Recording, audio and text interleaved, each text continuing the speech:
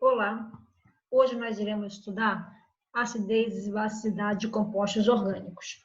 Eu peço para que vocês estudem bastante essa aula, entendam bem quais são todos os conceitos que a gente vai abordar aqui, porque é um tema extremamente importante que a gente utiliza em várias outras aulas quando a gente estuda química orgânica. Tá? Quando a gente fala em acidez e basicidade, a gente pensa logo naquela definição de Arrhenius, onde ácido é aquela substância que, em contato com a água, aumenta a concentração de H3 ou mais. Tá? Então, por exemplo, o HCl, em contato com a água, ele aumenta a concentração de H3 ou mais. Enquanto a base é qualquer substância que, quando dissolvida em água, aumenta a concentração de OH-. Então, aqui o Butox, Termotox, né? É uma base porque aumenta a concentração de OH- quando dissolvido em água. Essa definição é extremamente importante, foi a primeira definição de ácido e base e é muito utilizada para os compostos inorgânicos.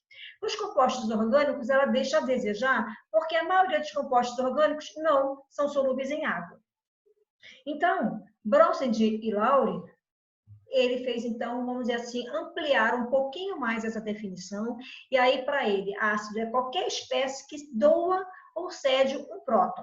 E a base é aquela espécie que recebe ou ganha o próton. Então, aqui o HCl, esse próton vai ser doado para a base, que é o NH3, formando NH4+, Cl-. A reação é uma reação de equilíbrio, essa seta aqui não é uma seta boa, tá? Eu peguei isso aqui da internet, essa seta não é a seta de equilíbrio, essa é uma seta de ressonância. A seta de equilíbrio, ela tem, são duas setas, uma para esse lado e uma para esse lado. Então, você tem, esse é o ácido, porque é ele que doa o próton, e do outro lado da seta, você tem, esse é o ácido, porque é ele que vai doar o próton para a base. A vantagem está aqui, voltando aqui, a vantagem do Bronsted e Lowry, que não precisa ter água para que você possa prever quem é o ácido e quem é a base, tá? Já a definição de Lewis, ela é mais ampla ainda do que a definição de Arrhenius e a definição de Bronsted e Lowry. Porque ela diz o seguinte, ácido é aquela espécie que aceita o par de elétrons, e a base é a espécie que doa o par de elétrons. Então, por exemplo, aqui, ó, aqui é a base, essa é uma representação de seta em curva, sempre são os elétrons, a partir dos elétrons que eu vou pegar o núcleo, que no caso é o próton, tá? Então, são dois elétrons, a seta tem duas abas, então esses elétrons vão lá no próton. Quando aqui chegou no próton, dois elétrons vão interagir com esse hidrogênio. Ele não tem mais como receber mais elétrons nenhum, então ele é obrigado a liberar a ligação com o cloro, então os elétrons do cloro vão para cima do cloro. Tá? Então aqui fica H3O+, porque o oxigênio compartilhou o seu par de elétrons, e o cloro ficou negativo, porque ele recebeu os pares de elétrons dessa ligação. Tá? Então a base foi aquela que doou o par de elétrons, tá? E o ácido recebeu o par de elétrons, aqui no caso é o HCl. Muito bem. Aqui é a mesma coisa, só que não sempre, às vezes a gente tem assim, fica muito amarrado em olhar o ácido, aquele que tem o H+.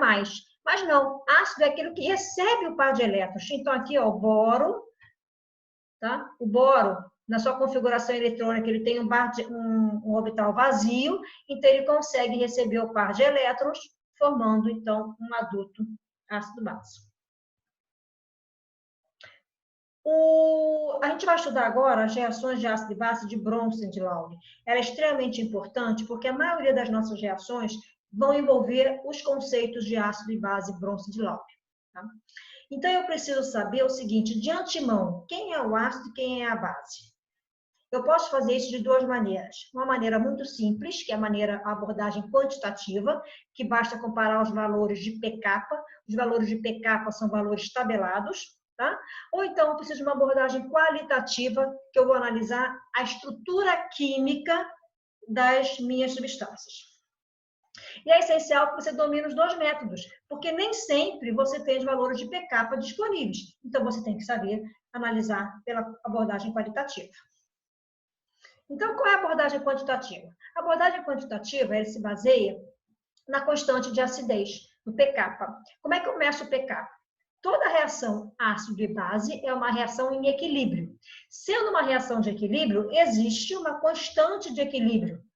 O que é a constante de equilíbrio? Que no equilíbrio, o produtório da concentração dos produtos pelo produtório da concentração dos reagentes é uma constante. Tá? Então, eu tenho capa E, capa de equilíbrio, é igual a H3O+, versus A-, que são os produtos, pela concentração de HA versus água, que são os reagentes. Como essa reação está usando água como um solvente, então você calcula o pKa sempre usando a água como solvente. O solvente, então, não tem a sua concentração variando muito. Então, a gente considera que ela é constante.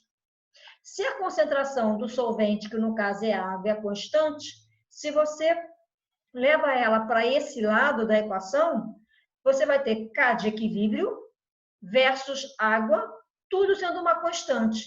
E essa constante, então, é considerada como kA. Tá? Então, kA é H3O+, a menos pela espécie não ionizada. Então, aqui voltando àquela equaçãozinha, kA é capa de equilíbrio versus a concentração do solvente, que é H3O+, a menos pelo HA. Tá? Muito importante a gente entender o seguinte, que você consegue, pelo kA, ter previsão de qual vai ser o H3O+, e vice-versa. Ou seja, qual é o pH do meio, você vai saber quais são as espécies que estão envolvidas, dependendo do pH. Mas isso é muito importante. Lá na frente, talvez quem fizer química ambiental, a gente vai estudar um pouquinho disso. Tá? Então, os valores de kA, eles são frequentemente muito altos ou muito baixos. Então, igual o pH, como é que a gente trabalha? Sempre com valores logarítmicos, com a base logarítmica. Então, igualzinho o pH. pH é igual ao menos log de H3O+. pK é o menos log de kA. Tá? Então, se o kA é grande, o pKa vai ser pequeno, porque é negativo. Tá? Se ele é pequeno, se o kA é grande, você tem muito H3O+. Tá? Então, o pKa é pequeno. Então, igualzinho a escala de pH. pH, quanto menor, mais ácido é. Quanto maior, mais básico é. Tá? Então, mesma coisa aqui. Se pK é pequeno, o ácido é forte. Se pK é grande, o ácido é fraco. Aqui, só para a gente poder fechar esse raciocínio, tem uma tabela. Essa tabela também está no material de vocês, só que ela está com um outro formato, ela ficou assim meio apagado. Ela está com um erro aqui na amina, tá? Porque aqui na amina não é o NH3 para NH4+, é o NH3 para o NH2. Então, o valor não é 14, o valor é de 35, por favor, corrijam depois aí. Então, aqui eu faço uma pergunta muito simples. Quem é mais ácido? O NH3, doando esse hidrogênio, formando o amideto, ou o acetileno, perdendo esse hidrogênio, formando aqui esse alcano, esse carbônio aqui. Tá? Quem é que tem o menor pKa? O alquino tem pKa 25 e a amina tem pKa 35. Quem tem o menor pKa é o alquino. Então, o alquino, a doação desse hidrogênio é mais fácil do que a doação desse hidrogênio aqui. Tá? E o outro exemplo é o alquino com o alcano. Tá? O alqueno continua aqui, 25, e o alcano é 50. Quem é que tem menor pKa? É o alquino. Então, o alquino também é o ácido mais forte, proporcionalmente ao alcano. Se fosse, por exemplo, com ácido carboxílico, o ácido carboxílico é 5. Então, o ácido carboxílico é um ácido mais forte que o alqueno. Ok? Muito bem. Então, agora a gente vai passar para a abordagem qualitativa. Essa abordagem é que a gente mais usa, porque nem sempre os compostos que a gente trabalha, a gente encontra pKa. Tá? Então, a gente tem que saber, a partir da estrutura, definir quem é o ácido mais forte ou o ácido mais fraco. Como é que a gente estuda isso? A gente estuda o seguinte, é uma reação de equilíbrio. Então, você tem um ácido formando a base conjugada. Quanto mais estável for essa base conjugada, mais esse equilíbrio é deslocado para a direção da base conjugada. Tá? Então, eu vou ter que estudar sempre a base conjugada. Então, se a base conjugada for estável, sinal que esse hidrogênio sai facilmente, tá? Então, aqui, ó. Se a base, né, é muito estável, se ela é muito estável, ela é uma base fraca. Por que ela é uma base fraca? Porque ela não vai querer doar esse elétron. Base é o que doa o elétron. Se ela é fraca, ela quer ficar com o elétron nela. Se ela quer ficar com o elétron nela, quem foi o ácido que gerou essa base fraca? É um ácido forte, porque ele doa esse próton facilmente, porque gera uma espécie estável. Então, gente, isso aqui, esse trecho aqui, ó, isso aqui, deixa eu botar aqui, marcar aqui, porque eu quero que vocês coloquem... Ah, peraí. Não é aqui. É aqui. Eu quero que vocês marquem isso aí em neon, tá? Se A- é muito estável, é uma base fraca, consequentemente, o HA é um ácido forte. Então, a base fraca veio de um ácido forte. Uma base forte veio de um ácido fraco, ok? Isso a gente não pode ter dúvidas.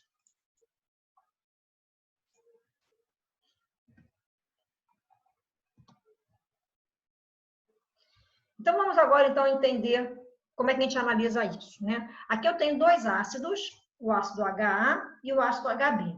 Eu quero saber quem é o mais fraco, ou quem é o mais forte, tá? Então, para eu saber quem é o mais forte, eu tenho que olhar a base. Então, aqui o HA gerou a base A-, o HB gerou a base B-. Então, como é que você vai fazer? Você tem, às vezes, um composto cheio de hidrogênios. Você vai ter que tirar os hidrogênios diferentes para poder analisar qual é o hidrogênio que vai ser mais ácido ou mais fraco, tá? Então, aqui eu tenho o A- e o B-. Para eu saber quem é o ácido mais forte, eu tenho que ver qual é a base que é mais fraca. Então, a base conjugada mais estável vai fornecer, vai vir, né, do ácido mais forte. Como é que a gente faz essa comparação? Existem 4 critérios nessa ordem que a gente tem que estudar. Primeiro, qual é o átomo que carrega a carga? Se os átomos forem diferentes, você vai olhar quais são os átomos. Ah, mas os átomos são iguais. Você vai para o segundo tópico. Existe ressonância? Ah, não, não existe ressonância. Você vai para o terceiro. Tem efeito indutivo? Ah, não, não tem efeito indutivo. Você vai para o quarto. Quais são os orbitais envolvidos? SP2, SP3, SP, é assim que a gente vai estar avaliando. Então, aqui vamos começar um exemplo bem facilzinho. O butano e o butanol, tá? Eu quero estudar esse hidrogênio aqui. Aqui, ó, eu podia estudar esse hidrogênio, eu podia estudar esse, tá? Mas eu vou estudar esse hidrogênio aqui. Bom, depois, como dever de casa, vocês podem estudar o outro hidrogênio do butanol. Aqui, esse hidrogênio com esse, vamos tirar. Então, aqui vai ficar carbônio e aqui vai ficar um alcóxido, tá? Agora, eu vou ter que estudar quais dessas duas bases conjugadas é a mais estável. Ou seja, qual é a base mais fraca? O que é a base mais fraca? É aquela que não quer doar o elétron. Primeiro tópico que a gente olha é o átomo. Os átomos são iguais? Não, são os átomos são diferentes. Então, você vai olhar só para os átomos, tá?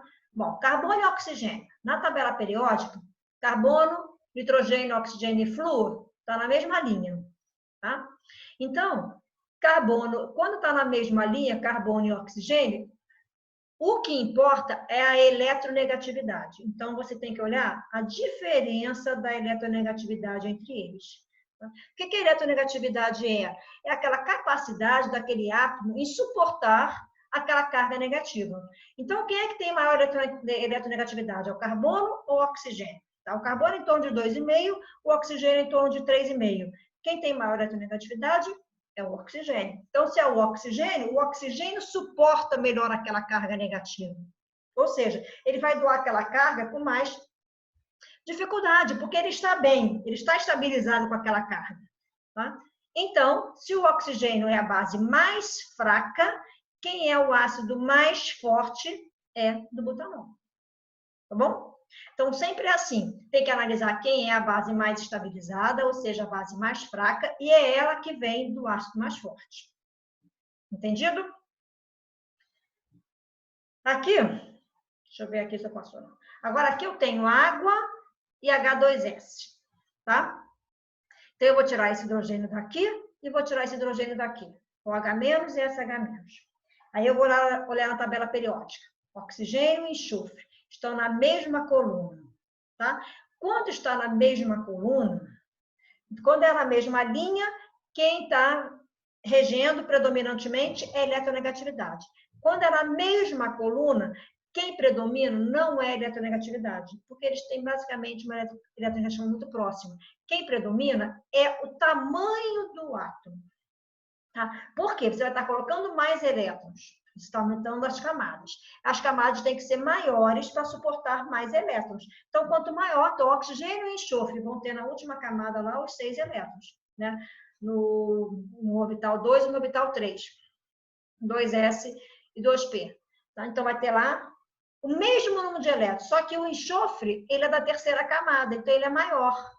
Então, ele suporta melhor esse par de elétrons. Então, a gente chama esse fenômeno de polarizabilidade. Então, ele tem uma maior polarizabilidade. Então, quando é na mesma linha, quem manda é a eletronegatividade.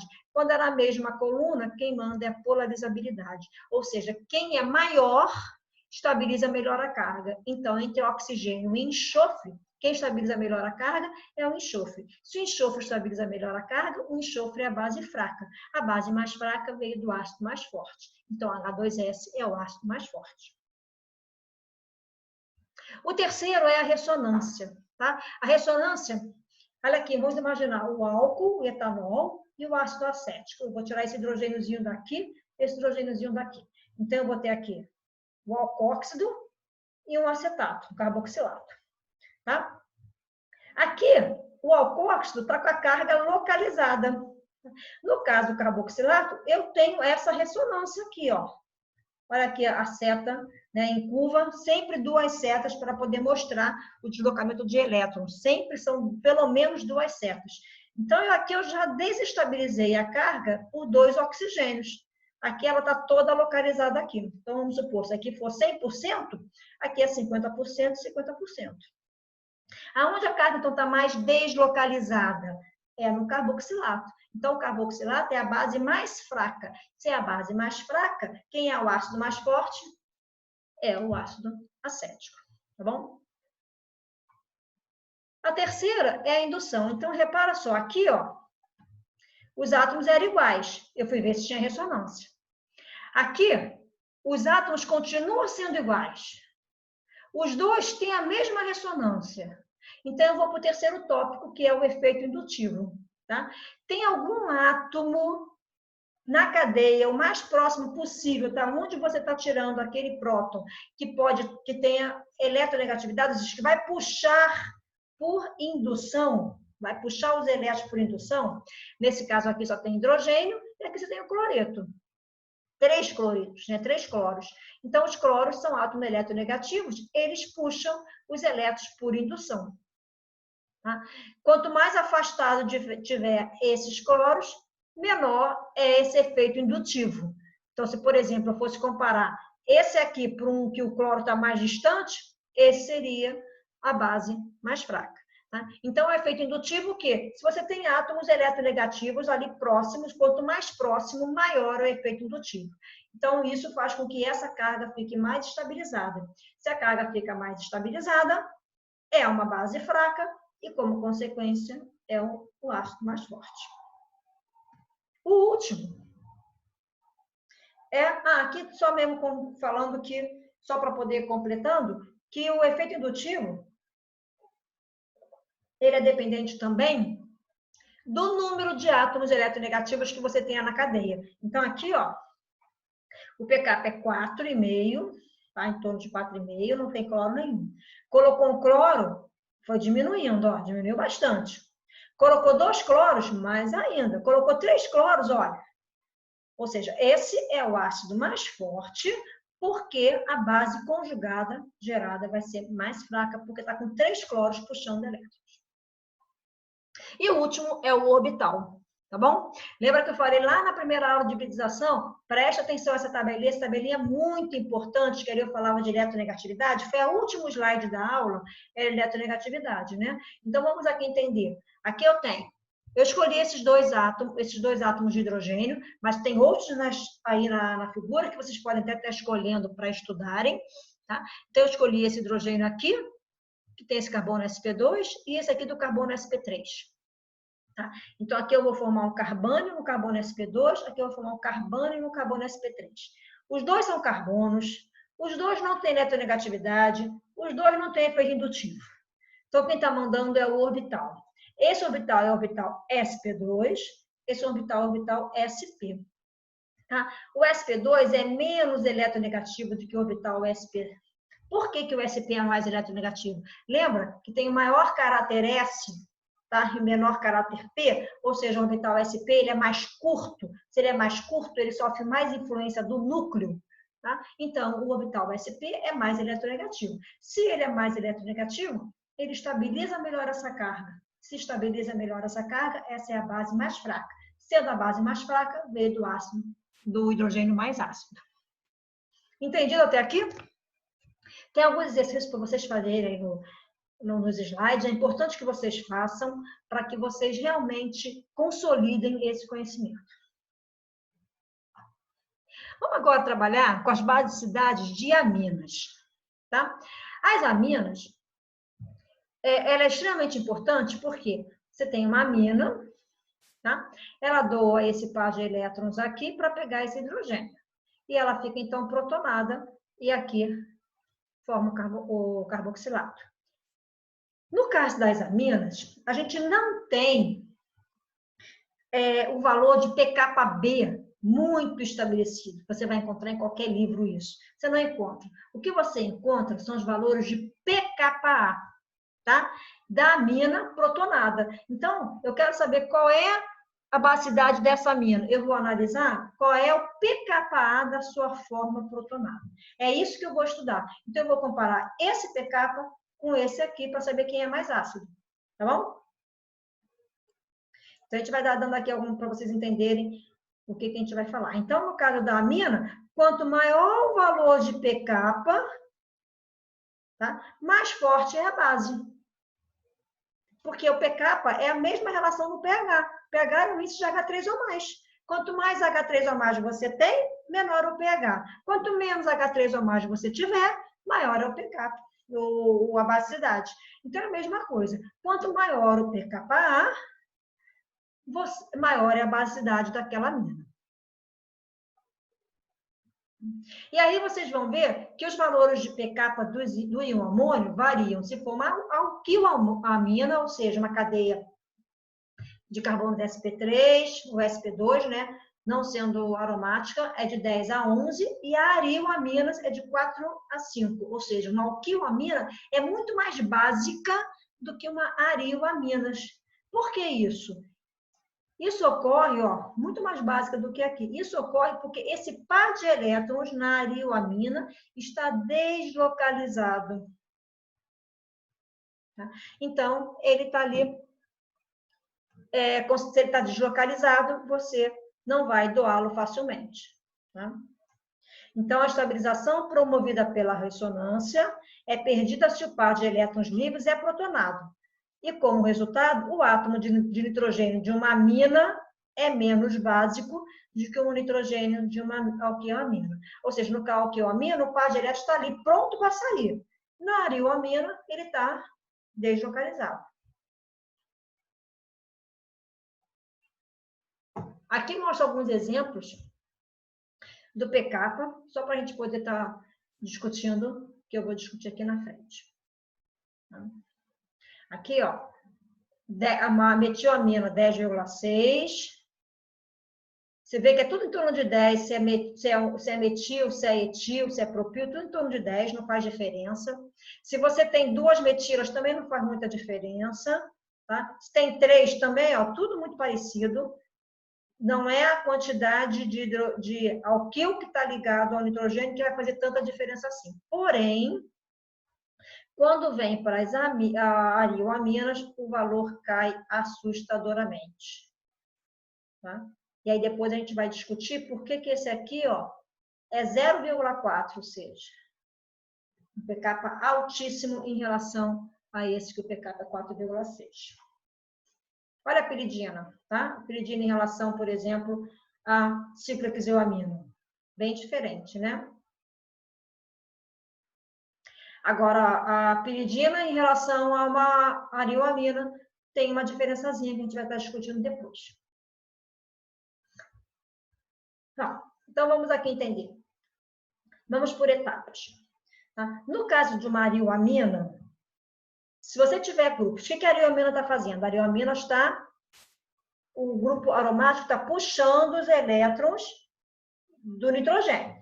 Tá? Se você tiver grupos doadores de elétrons, como a metoxina, que está doando elétron, o oxigênio é mais eletronegativo, está doando elétron ali, e o oxigênio doa também por ressonância, o que vai acontecer com aquele nitrogênio? Ele fica mais localizado. Se ele está mais localizado, a amina é mais forte. Tá? Se for grupo nitro que puxa por ressonância e puxa por indução, aquele par de elétrons do nitrogênio, em vez de ele estar lá, ele está muito mais deslocalizado. Deixa eu ver se eu vou ter aqui as formas de ressonância, que senão a gente vai fazer. Deixa eu ver se tem aqui.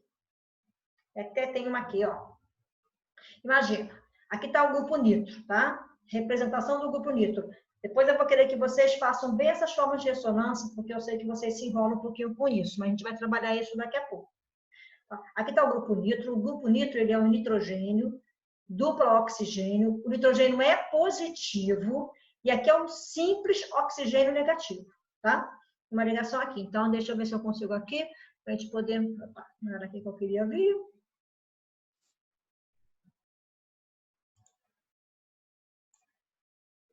Quero vir aqui. Tá? O que nós temos? Nitrogênio, tá? Nitrogênio com dupla O a menos, positivo, e aqui vem o anel aromático. Repara que eu estou com 4 ligações. Se eu estou com 4 ligações, o nitrogênio tem que ficar positivo. Tá bom? Esse oxigênio vem negativo. Então, quando os pares de elétrons estão vindo por ressonância, eles vão chegar aqui, só para vocês, eu já tinha falado um pouquinho com vocês, mas eu vou aqui mexer um pouquinho. Com ressonância, como é que acontece o deslocamento? Esse par de elétrons vem para cá. Tá? Então, você pega o par de elétrons no meio da ligação π e joga para cá. Quando acontece isso, eu vou ter... Esse carbono perdeu o par de elétrons, ele ficou positivo. Opa! Tem que acostumar com... Ele ficou positivo, tá? E o par de elétrons veio para cá. Então, é isso que está acontecendo aqui, ó. O par de elétrons vem, aqui ficou positivo. Quando ele chega aqui, ele tem que ir para onde tem pares de elétrons π, que é onde está isso aqui. Então, ele está chegando aqui, ó. Ele vem e joga aqui para cima. Então, você tirou do nitrogênio e colocou no oxigênio aquele par de elétrons. O oxigênio é muito mais eletronegativo que o nitrogênio. E ele fica, então, com essa carga mais estabilizada. Tá? Por isso, então, que o nitro estabiliza muito mais do que o metox. Então, no caso do metox, vamos apagar aqui tudo. No caso do metox,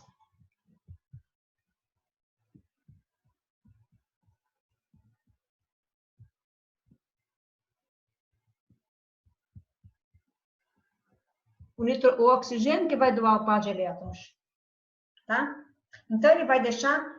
Aqui, desculpa, aqui está errado. Eu vou apagar aqui, peraí.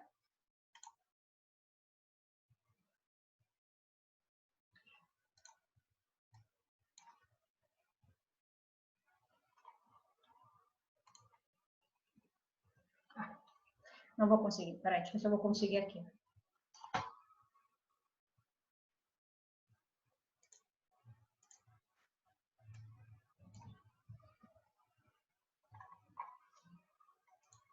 Começaremos de novo.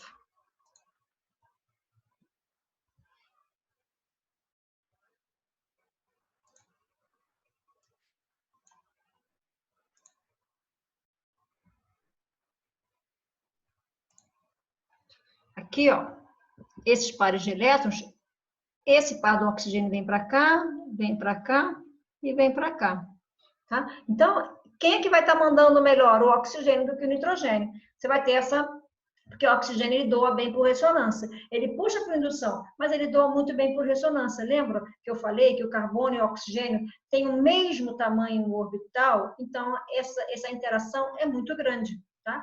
O oxigênio, ele não tem como ele receber, tá? Porque olha só, não sei se vocês vão entender aqui, senão isso aqui a gente até depois discute na aula.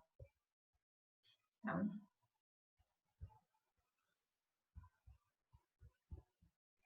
Se o elétron chegar aqui, ó, ele vai parar aqui. Não tem como os elétrons irem para lá, porque não tem orbital P para os elétrons irem. Ele vai parar aqui.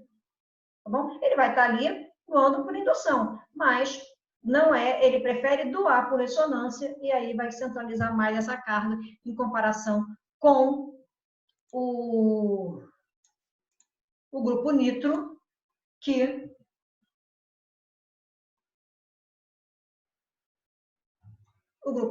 recebia o par de elétrons, tá bom? Muito bem. Falando então, grupos que, só para a gente poder fechar, né? Grupos que vão estar puxando elétrons, tá? Vai ter no caso aqui, o grupo ele vai estar puxando elétrons, vai ter uma basicidade diferente que aqueles grupos que estão tirando elétrons. Então, a basicidade aqui aumenta e a acidez diminui. Esse hidrogênio, ele fica muito menos ácido do que, por exemplo, esse aqui.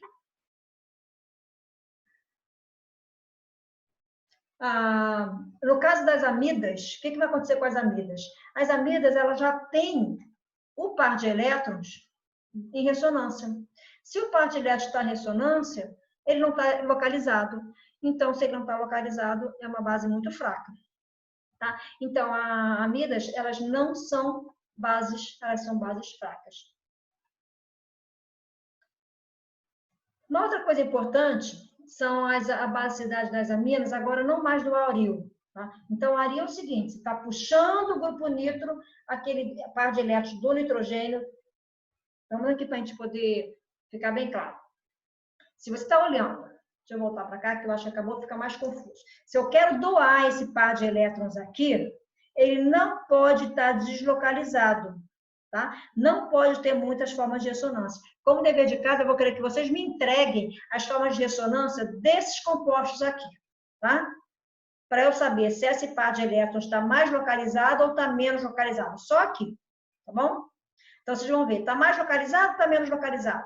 A basicidade aumenta se ele está mais localizado, tá? Então, eu quero que vocês estudem isso. Até aqui. Então, façam as formas de ressonância, contem quantas formas de ressonância tem, conta qual é a predominante, e aí vocês vão decidir se é mais localizado ou menos localizado. Então, quanto menos formas de ressonância, mais localizado está. Tá? Mais localizado, mais básico, menos ácido. Então, a gente só aprende fazendo, não tem outra maneira. Tá? Quando se fala, fica confuso. Na hora que você faz no papel, você vê que fica muito mais claro. Aqui a basicidade de um nitrogênio, por exemplo, de um alquila. Tá bom? Então, aqui você tem ó, um R, dois R's, três R's. Você repara que aqui, quando é um R, não importa o tamanho da cadeia. Agora, quando você coloca dois R's, começa a importar um pouquinho. Quando tem os três R's, também pode até em alguns momentos diminuir. Então, se a gente fosse colocar em ordem de basicidade, a gente vê o seguinte, que a amônia não está nem aqui, o valor da amônia está aqui, 9,24. É menos básica do que uma amina terciária, em torno de 9,8. Depois vem a amina primária e, por final, vem a amina secundária. Então, quanto maior o pK, maior a basicidade. Por que isso? Por que não segue a ordem de primária, secundária e terciária? Né? Porque nós temos um outro fator envolvido, que é o fator da solvatação. Quanto mais grupos alquílicos você vai estar colocando, você vai impedindo a solvatação. E como está gerando cargas, você precisa solvatar essa molécula que está sendo formada para que ela possa ser estável. Então, aqui, para cá é a maior estabilização da carga positiva. tá? Você estabiliza porque grupos alquilas doam elétrons por conjugação, tá? Por hiperconjugação. Então, grupos alquilas são doadores. Ah, isso aqui é um grupo alquila muito maior. Você tem 3 grupos alquila, então vai ser muito mais estável a carga positiva. Porém, isso é menos solvatado do que o outro. Por isso que a amônia dá essa relação diferente. Então, a gente analisa, assim, os valores, acidez e basicidade pela base conjugada, ou ácido conjugado nesse caso, porém, a gente também tem que ver se está mexendo muito com a solvatação dos compostos gerados. Para finalizar, isso aqui vocês vão estudar, não vou passar por aqui não. Para finalizar, eu quero falar um pouquinho disso aqui. Tá?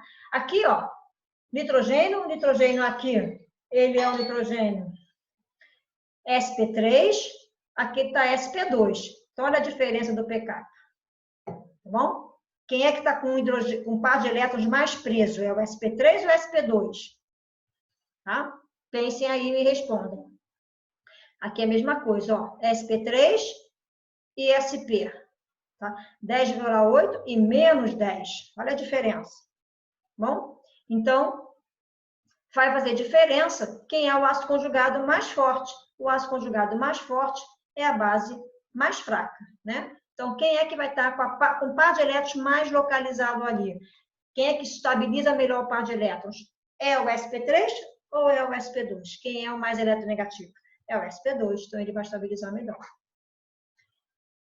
Aqui é a piridina e o pirrol. O que é importante nesse caso? Essa parte aqui eu vou falar rapidamente agora, mas eu vou repetir muito isso quando eu falar de aromaticidade, tá? Aqui no caso da piridina, a piridina ela é aromática apenas por causa dos seus pares de elétrons π com carbono. No caso aqui do pirrol, ele não é aromático, ele precisa dos pares de elétrons do nitrogênio para ele se tornar aromático. Então, isso aqui eu estou só o início do que eu vou dar isso aqui depois com calma, quando eu falar de aromaticidade. Então, nesse caso, esse par de elétrons, ele faz parte da aromaticidade, então ele está mais deslocalizado do que a piridina. Por isso que o seu pK é menos 4, olha só, muito menor, tá? Do que esse caso aqui. Então, quanto maior o pK, essa é mais básica do que esse, tá bom? Bom, terminamos agora. Tá? Na próxima aula, a gente vai entrar, então, em intermediários reativos. E com essas 2 aulas, hibridização e acidez e basicidade, nós vamos ter o nosso encontro no dia 2 de julho. Tá bom? Obrigada. Fiquem com Deus.